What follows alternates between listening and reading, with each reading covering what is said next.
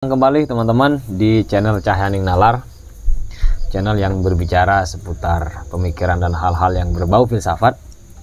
Kali ini saya berada di Sekolah Tinggi Filsafat Al-Farabi dan Pesantren Luhur Baitul Hikmah bersama teman saya Bung Nafis. Siap Bung. Sehat Bung ya? Siap, alhamdulillah sehat. Teman-teman, hari ini di video kali ini saya ingin bersama Bung Nafis membahas atau mereview perdebatan kemarin yang sangat viral Bung tentang betul. Tuhan itu ilmiah ya, antara Guru Gumbul dan Ustadz Nuruddin. Kita melihat ada berbagai hal yang layak kita bicarakan dan layak kita diskusikan. Karena itu teman-teman simak terus perbincangan ini sampai selesai. Tentu saja kalau teman-teman punya kopi sambil diminum Bung ya. Betul. Biar tidak terlalu tegang. Mana kopi saya tadi? Oh ini. Karena ini pembahasan yang tegang. Oke. Baik, Bung. Kemarin nonton sampai tuntas ya? Alhamdulillah tuntas Bung. Dalam keadaan sakit saya masih nonton. Memang topik yang lagi ramai sekali. Gimana catatan umum dulu deh setelah nonton kemarin perdebatan itu? Secara umum, menurut kalau saya pribadi menganggap bahwa pengakuan Guru Gumbul itu adalah satu kesimpulan Bung. Satu kesimpulan bahwa memang beliau dalam tanda kutip dirujak memang di acara tersebut. Terlepas dari ada yang menganggap itu kerendahan hati atau apapun, itu soal tafsir. Soal tafsir atau kemudian ada yang mengatakan masalah etika dan lain sebagainya, tapi ala kulli hal persoalan debat itu kan memang poin inti dunia perdebatan itu kan mengalahkan musuh memang Bung. Kalau perlu musuh dibikin malu. Bahkan boleh jadi seperti itu. Jadi nanti masalah etika yang mungkin ada pembahasan lain, karena kita juga ya sebenarnya nggak terlalu etis-etis amat juga Bung. Oke. Jadi ya biasa-biasa saja kira-kira seperti itu. Baik Bung, jadi kemarin kan soal ilmiah dan persoalan ketuhanan. Mungkin kita akan bahas soal itu dulu nanti ya. Lalu kemudian kita coba bedah argumen mereka. Mungkin nanti soal etik ya kita coba singgung juga ya. Baru mungkin ya barangkali nanti kita coba sedikit membahas soal pendasaran-pendasaran di dalam teologi lah kira-kira begitu. Itu nanti teman-teman yang akan kita coba bahas ya. Pertama soal ilmiah, menurut situ dapat nggak kemarin sih dari kedua pembicara itu apa yang disebutkan ilmiah itu gitu, ya, kira-kira begitu ya. Kalau saya pribadi, kalau dari kedua pemateri tersebut memang tidak terlalu mendapatkan konklusi langsung benang merah ya. Yang saya maksud itu adalah langsung yang memang dinyatakan oleh keduanya, tapi secara umum kalau untuk gambaran dari Ustadz Nuruddin sendiri terutama menurut saya, karena memang pijakannya lebih kepada epistemologi memang. Jadi mau ngomong ilmiah itu dalam versi beliau artinya yang sesuai dengan kaedah epistemik, atau dalam hal ini adalah nalar filosofis barangkali, yaitu ada doktrin rasional, ada doktrin empiris, yang mana keduanya saling menguatkan. Nah itu baru kemudian layak disebut sebagai ilmiah, kira-kira seperti itu Bung, secara umum. Memang saya melihat Ustadz Nuruddin banyak membawakan referensi betul. kutipan dari sana dari sini. Cuma mungkin garis merahnya benang merahnya memang tidak secara langsung, tidak diputuskan secara langsung. Tapi kalau dari Guru Gumbul memang kita nggak ada sama sekali. Nah, ya betul. Oke. Kalau dari Guru Gumbul agak bingung juga yang mau kita simpulkan itu apa gitu. Iya, oke. Baik, itu mungkin catatan pertama ya. Kemudian yang kedua, kalau dari sisi argumen gimana Bung menurut situ Bung? Lebih spesifik apa Bung? Kalau kita coba lihat argumen-argumen yang dipakai oleh Nuruddin lah misalnya, untuk kita mulai dari situ dulu ya. Ada nggak argumen yang memang mendasar sih sebetulnya yang dipakai untuk menghantam Guru Gumbul misalnya? Sebenarnya yang dipakai oleh Ustadz Nuruddin itu bagi saya cukup banyak ya, selain memang kutipannya juga banyak. Di antaranya bahkan bagi saya ketika Ustadz Nuruddin mengatakan Guru Gumbul mengatakan ini kajian ketuhanan tidak ilmiah, atau dalam hal ini akidah itu tidak ilmiah, kemudian juga bahkan dalam tanda kutip haram membahas hal yang seperti itu. Nah di situ Ustadz Nuruddin saya pikir ketika masalah haram halal itu kan udah haram atau wajib dan seterusnya itu udah mengacu kepada hukum syariat. Artinya harus ada postulat-postulat yang bersifat wahyu. Dan di situ Ustadz Nuruddin sudah menyebutkan salah satu ayatnya, misalnya fa'lam annahu la ilaha illa dan seterusnya. Betul. Itu kan salah satu postulat yang kuat bahwa ternyata persoalan ketuhanan itu dengan redaksi fa'lam, ketahuilah, yang itu seakar kata dengan ilmu, berarti harus ada epistemologi tertentu untuk mengetahui bahwa la ilaha illallah. Bahkan kalau di ayat yang lain ya ada ayat syahidallah annahu la ilaha illahu, kemudian wal malaikah wa ulul ilmi. Itu kan salah satu penjelasan bahwa Allah mempersaksikan dirinya bahwa tidak ada Tuhan selain Dia. Kemudian para malaikat juga seperti itu, dan wa ulul ilmi. Di situ ada derajat yang sama antara malaikat dengan orang yang berpengetahuan. Jadi mempersaksikan tidak ada Tuhan selain Allah itu juga menggunakan pengetahuan, Bung. Kira-kira seperti itu. Walaupun Guru Gembul sendiri juga membahas Tuhan sih sebenarnya. Ya, betul. Ya memang walaupun beliau bilang saya tidak ingin membahas ini, tapi dari awal sampai akhir kan sebenarnya beliau membahas juga sebenarnya. Makanya kalau memang itu haram atau tidak boleh, sebenarnya orang yang mula-mula melanggar aturannya adalah beliau sendiri. Oke. Iya, itu mungkin argumen yang mungkin penting lah ya. Ya, betul. Kalau dari Guru Gembul sendiri, ada nggak catatan? Karena kita kaget juga ya memulai. Saya membayangkan Guru Gembul itu di awal membuat definisi gitu, Bung. Ya, ilmiah itu menurut ini menurut itu, lalu kemudian dia simpulkan. Karena dia sering ngomong ilmiah itu kan kesepakatan gitu. Nah, kan. betul, Karena betul. ngomong kesepakatan ini siapa yang bersepakat kan? Ya, gitu. betul, Jangan-jangan cuma dia sendiri gitu. Ya. Berarti kan perlu ada beberapa orang yang bersepakat dia kok simpulkan kan Ya, kira begitu. betul, Tapi betul. kita kan nggak nemukan itu kemarin kan memang. Tiba-tiba dia ngomong apakah saya ini bisa ada atau tidak, bagaimana dirasionalisasikan gitu. Iya. Jadi kalau untuk Guru Gembul sendiri ya memang kita tahu bahwa argumen beliau memang juga tidak sistematis, banyak yang meloncat-loncat memang. Kemudian pembahasannya juga barangkali kurang memenuhi ekspektasi kita, Bung, atau standar umum lah kira-kira yang orang tonton. Dan malah beberapa kali yang blunder adalah saat beliau mengajak audiens untuk ikut berkomentar, tetapi malah dapat hal-hal yang sebaliknya, dapat serangan malah. Jadi itu saya pikir karena memang ada kesalahan epistemik juga dalam sudut pandang Guru Gembul sendiri, karena ada beberapa hal yang saya pikir kontradiksi dari yang beliau katakan. Ada yang menarik juga ketika Ustadz Nuruddin misalnya menyampaikan beberapa argumen yang berbasis kepada referensi ya. Guru Gembul justru menuduh itu teologis gitu. Itu kan teologis itu gitu kan. Seolah-olah nggak usah pakai itu gitu kan. Itu gimana sebenarnya ya kita ya, karena kalau mau ngomong ilmiah kan mestinya memang harus ada referensinya. Saya belum menemukan Bung jurnal itu tanpa referensi gitu kan. Tapi ada kan Bung buku sejarah yang nggak ada referensinya. Oh iya, yang 50 apa itu tokoh muslim yang disembunyikan. Yang itu sebenarnya kita juga udah tahu ya. Nggak terlalu sembunyi-sembunyi banget sebenarnya. Jadi untuk kasus adanya referensi dan lain sebagainya memang kita lagi-lagi harus mengakui bahwa perdebatan di momen itu memang sangat tidak seimbang ya. Yang satu membawakan argumen ya, kemudian dengan banyak referensi, yang satu tidak. Adapun komentar-komentar netizen seperti yang satu adalah membawa kutipan, banyak kutipan, atau mungkin semacam pemulung teori lah dikatakan begitu. Kemudian yang satu dikatakan ini adalah sebentuk originalitas. Itu sebenarnya kan pandangan yang konyol juga kalau misalnya ada yang berkomentar seperti itu, karena bagaimana mungkin kita akan mengetahui sesuatu lebih banyak kalau itu harus menunggu pengetahuan kita sendiri yang tidak kita peroleh dari buku dan lain sebagainya. Makanya saya pikir salah satu hal yang aneh adalah ketika Guru Gembul misalnya di awal-awal, walaupun ini bukan substansi ya, ketika beliau mengatakan bahwa Ustadz Nuruddin ternyata sudah beberapa kali lihat channel saya atau nonton video saya, sementara saya belum satu pun membaca bukunya beliau. Bagi saya entah kenapa kok Guru Gembul waktu itu kayak bangga mengatakan itu, karena bagi saya kita tidak baca buku itu kan hal aib begitu. Ini kok tidak baca buku itu bangga, itu saya kurang paham begitu. Apalagi di forum debat.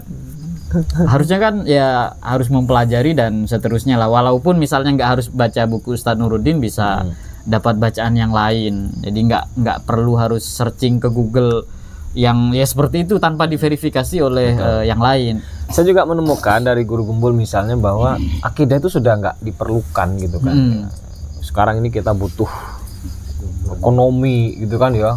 Negara barat sudah bangun ini, Cina bangun ini, sehingga seolah-olah kuno nih bahas akidah ketuhanan kan, yang seperti itu ya. Kan.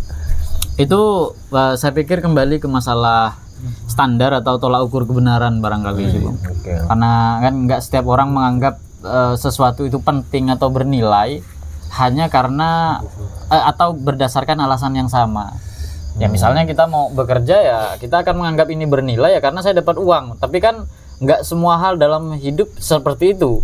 Nah, di antaranya termasuk persoalan-persoalan yang kayak nuansanya teologis, pengetahuan-pengetahuan teoritis, bahkan seperti sekolah tinggi di depan kita ini, sekolah tinggi filsafat ini mau ngapain? Filsafat itu untuk apa dan seterusnya lah. Tapi apapun itu sebenarnya untuk nilai-nilai atau apa ya sisi penting atau betapa berharga sesuatu hal ya boleh jadi memang harus punya tolak ukur tersendiri. Dan ketika Guru Gembul mengatakan saat kita debat ini boleh jadi di Cina sana sedang membangun ini itu dan seterusnya, itu saya pikir juga mengkritisi beliaunya sendiri sih, Bung, karena kan juga beliau tidak sedang membuat apa misalnya ya teknologi yang canggih atau apapun. Maka kalau memang sama-sama fair ya sudah diskusi sesuai dengan temanya saja. Kalau temanya akidah ya monggo bahas akidah. Betul. Tanpa perlu menghubungkan bahwa akidah ini nggak terlalu penting dibanding ekonomi dan seterusnya, karena selama kita manusia ya samalah aspek ekonomi dan seterusnya kita akan sama-sama sepakat itu sesuatu yang penting. Kira-kira seperti itu. Cuma agak aneh juga memang saya melihatnya itu kan. Kalau dari sisi ini, Bung, ya, kalau dari sisi kita coba lihat dari pendekatan epistemiknya ya, menurut itu bagaimana kemarin itu ya, terutama dari Ustadz Nuruddin ya, apa sih yang sebetulnya dibawa oleh Ustadz Nuruddin penguatan epistemik? Karena saya melihat Guru Gembul tuh kayaknya kurang menangkap dengan atau mungkin dalam tanda petik lah ya, kurang memahami dengan kuat itu bagaimana sih sebetulnya epistemologi itu bekerja gitu ya, kan. Betul.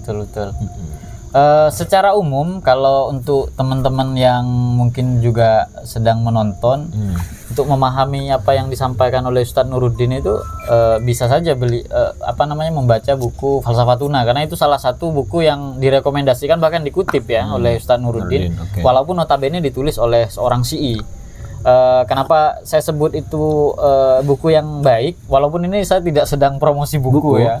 Kebetulan situ menerjemahkan. Nah ya, saya pernah menerjemahkan Falsafatuna. Jadi sejauh yang saya tahu kalau di Indonesia kan ada 3 ya, ada penerbit dari Mizan, kemudian ada penerbit dari Raushan Fikr, lalu kemudian saya coba menerjemahkan Falsafatuna yang diterbitkan oleh teman kita di Malang ya, di Mori. Nah, itu juga tahapan-tahapan epistemologinya jelas bahwa mula-mula kita akan bicara masalah konsepsi. Konsepsi ini dari mana sih? Ada konsepsi itu yang primer, ada yang sekunder. Kalau gambaran umumnya konsepsi primer itu berarti apa yang dicerap oleh indera secara langsung. Jadi saya melihat situ ya, saya akan punya konsep tentang seorang host atau pengisi berambut panjang YouTuber misalnya boleh. Itu kan saya punya konsepsi tentang itu, tapi apakah cukup konsepsi primer? Ternyata enggak. Salah satu kinerja akal dia bisa melakukan proses yang disebut sebagai tajrid atau abstraksi. Dia bisa memisah-misahkan mana yang substansi, mana yang aksiden, sampai akhirnya dia bisa membedakan antara Bung Herli sebagai sosok manusia dengan konsep eksistensinya, keberadaannya. Jadi konsep keberadaannya ini masuk pada kategori yang kedua, yaitu konsepsi sekunder. Itu sama halnya dengan kita melihat kuda, lalu melihat burung, lalu kita merangkainya menjadi konsepsi bernama Pegasus misalnya. Itu kan melalui konsepsi primer, juga konsepsi sekunder. Lalu nanti ada yang disebut sebagai justifikasi. Ketika konsepsi kita sudah ada, misalnya tentang sebab, tentang eksistensi dan lain sebagainya, maka akal yang di level justifikasi atau melakukan tasdik, dia bisa memberi penilaian yang ini tanpa indera sebenarnya. Jadi ketika kita udah punya konsep sebab, dia meniscayakan akibat, ini secara otomatis akan ada penghukuman seperti itu atau penilaian seperti itu, putusan seperti itu yang disebut sebagai justifikasi primer, ada juga nanti justifikasi sekunder. Ketika kita menghubungkan sesuatu yang primer dengan realitas partikular, lalu kita menilainya, kira-kira seperti itu. Ini bisa lebih lanjut teman-teman tonton sendiri di persoalan epistemologi di channel ini juga, kira-kira seperti itu. Ya itu, saya juga membuat begitu Bung, bahwa ya ada ranahnya yang empiris itu ada ranahnya, kemudian rasionalis itu ada ranahnya. Dan saya melihat memang ini linear sebetulnya, saling terkait. Makanya kalau cuma fokus pada empiris kan celaka ya, ada problem pasti. Fokus pada rasionalis juga akan ada problem gitu kan. Makanya tadi satu tahapan-tahapan yang situ gambarkan tuh memang ya begitu mestinya kita epistemologi kita tuh mestinya begitu gitu kan. Kinerja berpikir atau kinerja akal kita kira-kira seperti itu. Dan dalam hal ini kayaknya, mohon maaf sebelumnya kalau ada yang mendukung Guru Gembul tanpa mengurangi rasa hormat saya kepada beliau, kayaknya beliau di bacaan epistemologinya memang agak kurang. Walaupun mungkin di bidang lain memang beliau luar biasa. Tapi untuk pembahasan epistemologi atau nuansanya teologi atau filsafat ini teoritis seperti ini kayaknya agak kurang. Menurut saya juga merasa begitu. Saya tidak tahu. Makanya saya terpaksa juga membuat penjelasan epistemologis sih sebetulnya soal itu. Oh, dalam rangka itu juga berarti ya, bahwa ada problem sih. Makanya bahaya juga tuh bagi para muhibbinnya Guru Gembul kemudian kalau tidak mendasarkan kepada kajian-kajian epistemologis yang seperti itu ketika dia berbicara hal-hal yang tidak hanya sekedar permukaan gitu kan. Bukan hanya persoalan ketuhanan loh ya epistemologi itu saya mengatakan. Betul. Tapi hal-hal yang lebih mendasar dari yang lebih mendalam dari sekedar yang tampak gitu kan nggak cukup itu yang indera gitu kan. Secara umum kajian metafisika sangat butuh sekali terhadap kajian epistemologi, walaupun sains juga sama, karena dia nggak mungkin bisa menyimpulkan sesuatu ini pasti benar atau sesuatu ini pasti salah. Tidak mungkin benar dan salah itu bertentangan. Itu putusan-putusan yang memang bersifat rasional loh, nggak mungkin itu bersifat empiris putusan itu memang masuk dalam kategori justifikasi primer kan ya Bung. Betul. Oke. Kira-kira seperti itulah kalau secara umum. Saya juga lihat beberapa komentarnya sih Bung. Pasca ini kan setelah itu tayang ada beberapa komentarnya, misalnya soal kalau tidak salah Ustadz Nuruddin di situ kan juga mendasarkan argumennya kepada soal sebab kan ya. Bahwa setiap sesuatu itu pasti ada sebabnya dan setiap sebab pasti ada akibat, kira-kira begitu. Nah, ada yang komen Bung bahwa katakanlah ada sesuatu yang hilang gitu kan. Itu mengatakan bahwa penyebabnya tidak mesti dicuri gitu kan. Betul. Pasti bisa ada yang lain gitu kan. Tapi saya melihat argumen ini sebetulnya tidak menghilangkan bahwa hilangnya sesuatu itu tidak butuh sebab. Tidak butuh sebab, kan nggak mungkin langsung hilang mendadak terus tanpa ada apapun gitu kan. Akal secara rasional pasti mencari atau menyasar hal-hal yang bersifat sebab, entah dicuri atau misalnya diambil oleh anaknya sendiri atau dia lupa dan seterusnya. Tapi begini Bung, ini mungkin agak ini ya, argumen sebab itu katakanlah kan ada sebab yang tidak disebabkan, yang kemudian sering dipakai kan memang. Betul. Ada yang mengkritik bahwa sebab terakhir itu tidak mesti Tuhan gitu. Terus bagaimana mungkin argumen sebab ini kita pakai sebagai argumen untuk menguatkan eksistensi Tuhan? Oke.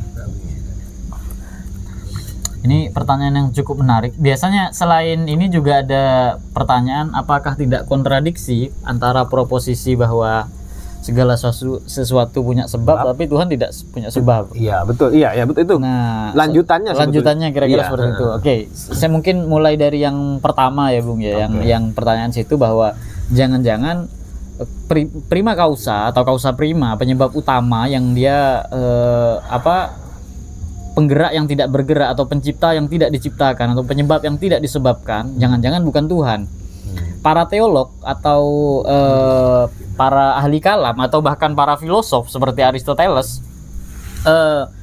akan menyatakan, terutama para teolog ya, akan mengatakan bahwa bagaimana mungkin itu bukan Tuhan, karena ada satu proposisi yang disebut prinsip keselarasan, bahwa sesuatu yang sama pasti hukumnya sama.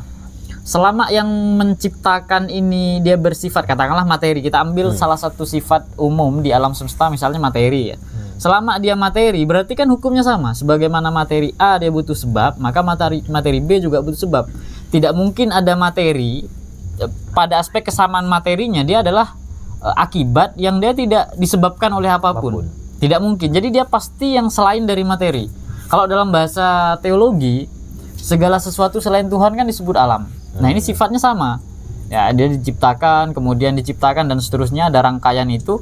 Maka nanti ketika ada dia yang ada, yang eksis tapi dia tidak diciptakan, ini pasti dia berbeda. Ini bukan sesuatu, atau kalau bahasanya Guru Gembul, bukan golongan yang sama golongan dengan maksudnya materi genus itu. Kan itu maksudnya kan? genus dalam bahasa logika. Kalau dalam bahasa logika kita akan menyebut genus. Iya. Karena yang lain genusnya itu dia adalah sesuatu yang eksis gara-gara disebabkan, tapi yang satu ini bukan, berarti kan pasti berbeda. Nah, ini kemudian yang dalam bahasa agama disebut sebagai Tuhan. Mau disebut dengan ini adalah realitas yang berbeda atau apapun, ya itu istilah saja, Bu. Istilah saja. Karena di antara fungsi syariat adalah memberikan nama terhadap Tuhan. Ini kan berdasarkan postulat yang nuansanya wahyu memang, Bung. Jadi ini misalnya dalam Islam dikenal namanya Allah, dia punya sifat ini dan seterusnya. Kira-kira seperti itu, Bung. Jadi untuk menunjukkan bahwa apakah itu jangan-jangan Tuhan, itu sebenarnya istilah saja. Saya sepakat dengan Imam Ghazali di tahafud beliau, di awal-awal beliau itu mengatakan bahwa untuk perdebatan-perdebatan yang bersifat bahasa, itu bukan poin yang ingin disampaikan ketika membahas pemikiran para filosof atau para teolog. Nah, dalam hal ini saya juga kayaknya punya posisi yang sama. Jadi mau diistilahkan, oh ini super materi misalnya, tapi dia tidak disebabkan, intinya kan ada satu eksistensi yang dia tidak diciptakan. Nah, selama kita mengakui itu, itulah yang ada bagi orang yang beragama disebut Tuhan, bagi yang lain boleh jadi disebut dengan istilah yang berbeda. Itu cuma persoalan istilah saja kalau menurut saya, Bu. Kalau yang kedua tadi, bertentangan dengan proposisi segala sesuatu butuh sebab. Tapi ada sesuatu yang ternyata tidak butuh sebab.